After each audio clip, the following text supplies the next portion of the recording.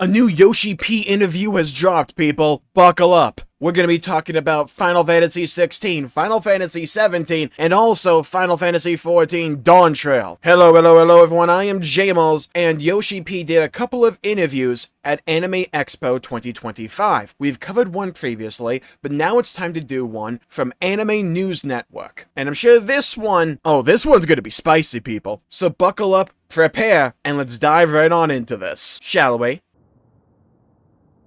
Final Fantasy XVI producer on the series' future. At Anime Expo 2025, Anime News Network got the chance to sit down with Final Fantasy XVI producer Naoki Yoshida to discuss how the series will progress in the future, as well as what he'd like to accomplish in the next several years. Now, I'm only going to cover the questions that I feel are pertaining to the topics we generally cover: Final Fantasy, its overall future, and Final Fantasy XIV. I'll leave a link in the description down below if you wish to read the rest of the interview. But let's begin with the first question, a topic that I've been covering on this channel for a while now. With the recent release of Final Fantasy XVI on Xbox and the launch of Switch 2, have Square Enix's future launch plans changed? Final Fantasy XVI was a launch exclusive on PS5, so will you go fully multi-platform for future Final Fantasy titles? His reply: for sure. This was also announced by a president and CEO, Takahashi Kiryu. Our Square Enix strategy is that we want to go multi-platform for our future titles. As you have seen in terms of titles released from our creative studio 3, we announced that Final Fantasy Tactics Ivalice Chronicles will be releasing on September 30th multi-platform. It is safe to assume that we will strive for multi-platform release moving forward. Now, Yoshi P specifically states, unless it's a translator error, that it's the Square Enix strategy, and this move to a multi-platform release MO is one that I personally welcome. However, it's really funny with the timing of the release of Bravely Default Flying Fairy being a Switch 2 exclusive. I've been streaming Bravely Default Flying Fairy HD, and the game is absolutely incredible, but it's also really funny how they've been talking about, oh, as Square Enix, we're going to go multi-platform. And like the first game they release, or one of the first games they release after saying that, is a Switch 2 exclusive. Probably covered by an existing deal. It's just kind of funny to me. But in terms of Final Fantasy and them wanting Final Fantasy to be multi-platform going forward, I think that's a good change in a good direction, personally. Now for the spicy one. There's a game called Clair Obscur Expedition 33 that has a lot of critical acclaim and successful sales. One of the things that stood out about the game was its turn-based combat. Expedition 33 was inspired by games like Final Fantasy and Persona. I know that you said in the past that Final Fantasy XVI's more action-based combat was sort of a natural progression, or way of keeping up with modern gaming. But with the success of Expedition 33, do you think that possibly mainline Final Fantasy games could go back to being turn-based, as that seems to be something that players have an appetite for? Now, that's a juicy topic that has been all around the internet for the past few months, ever since Expedition 33 came out. Personally speaking, Expedition 33 is the front runner for my personal game of the year, if we're not counting things like remakes and definitive editions. I think Expedition 33 is one of my favorite games in that genre, just overall, and my love and adoration for that game just grows the more that I think about it and consume content for it. So let's get into Yoshi P's reply here. With this question of turn-based versus action, it tends to isolate the gameplay to just the battle system. That doesn't take into account what kind of game the creators want to deliver to players.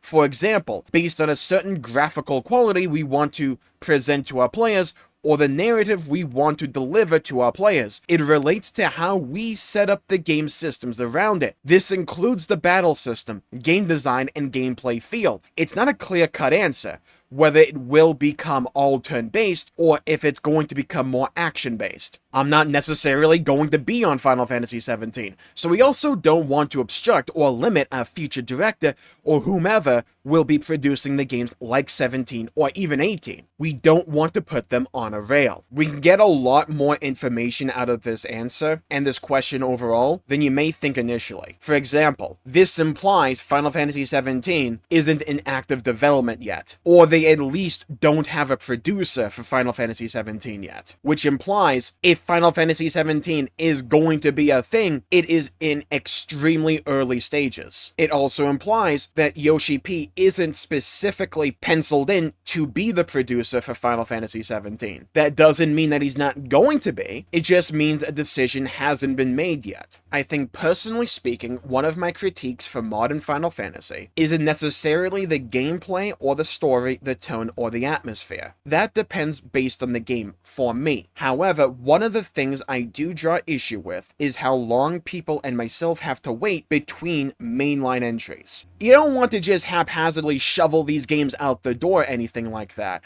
but there was such a massive gap between Final Fantasy 15 and 16, I personally don't want to have to wait that long between 16 and 17. Speaking for mainline titles, not necessarily spin-offs or remakes or remasters. But for me, this answer also kind of finds itself up against one of my biggest critiques of modern Final Fantasy, the lack of gameplay identity. I don't personally mind if the game goes full action combat from here on out. I also don't mind if the game goes back to turn-based. I think one of the biggest weaknesses of modern Final Fantasy is that it hasn't made up its mind. And it hasn't made up its mind as to what its identity and its core DNA truly is gameplay-wise. Because at the end of the day, Final Fantasy is a game. It's a video game series. And the gameplay will always be one of, if not the most important element for a video game. The slice of the pie in terms of the overall experience, and how big that gameplay wedge will change based on the game and the series and the player's expectations, but gameplay will always be one of the biggest slices, if not the biggest slice. And I think what Final Fantasy needs now more than ever is a cohesive, understandable identity, where people will say, oh, I'm going to play the new Final Fantasy game, and they don't need to look up, oh, what genre is this game? They know, oh, it's a Final Fantasy game, I can expect this from it. You don't have to have all the games be identical to each other, they can have the differences, but there should be a core foundational piece of DNA in that gameplay loop, in my opinion. I think combined with the lack of a gameplay identity in the modern day, alongside the infrequent releases Final Fantasy mainline entries now have, alongside Final Fantasy's weird bouts of exclusivity, that has kind of gotten us to our current position for Final Fantasy, where a lot of people feels as if it's underperforming for the status the IP once held. Even if a lot of the games they still put out are really good in my opinion. I enjoyed Final Fantasy 16.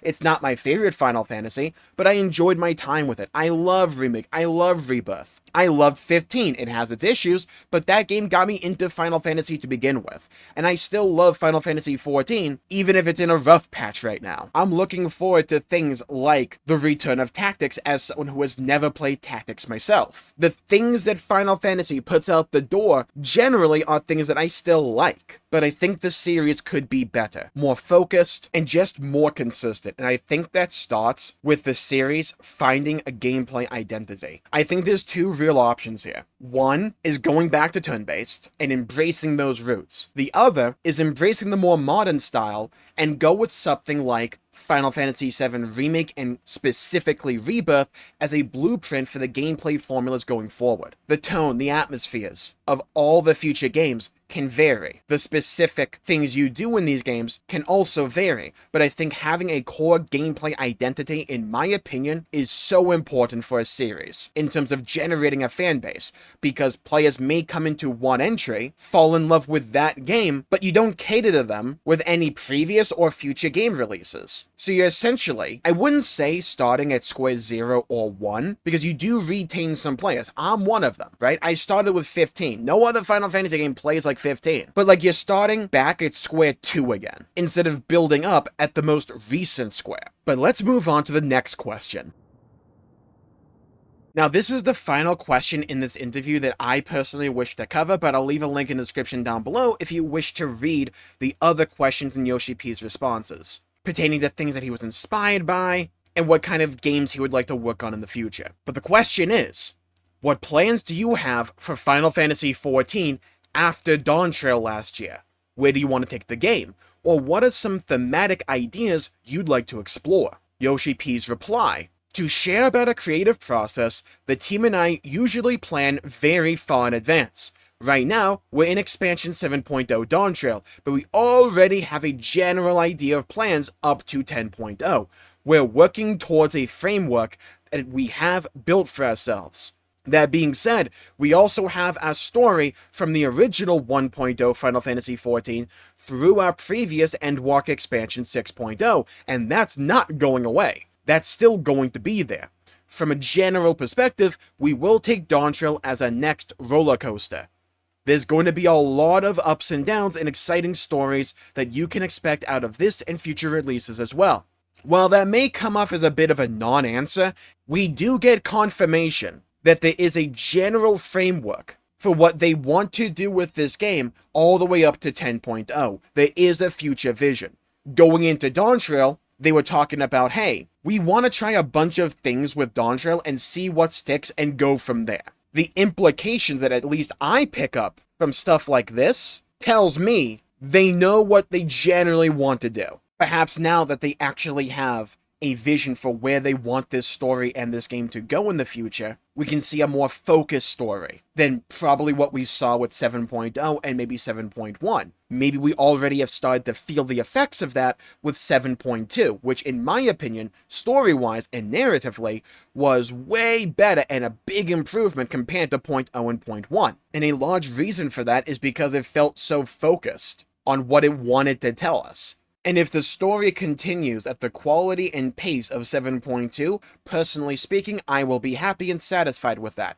I really did enjoy that story in 0.2. Not everyone did, but I did. My only real big question marks are where this game goes gameplay-wise and content-wise in the future, which I imagine they'll cover in the future, not just in some random interview. I'm personally keeping my eye out for the future FanFest leading into 8.0. And while I personally don't expect to see any big new systems implemented into the game before, say, like 0.5 or 8.0, I'll be interested to see what future tweaks to existing gameplay loops and existing pieces of content that have been announced for the remainder of Dawntrail look like. If they bring variant dungeons back, how big of a difference will there be to the new one compared to the old ones? How different will the deep dungeon in 0.3, the next patch, be compared to the older deep dungeons that we got? Or will it just simply be more of the same, and they're holding all of their cards for a big 8.0 push? I would love to see some changes to the existing things. I don't think they're going to completely rectify the game state for a lot of people with just a few shifts in design for already announced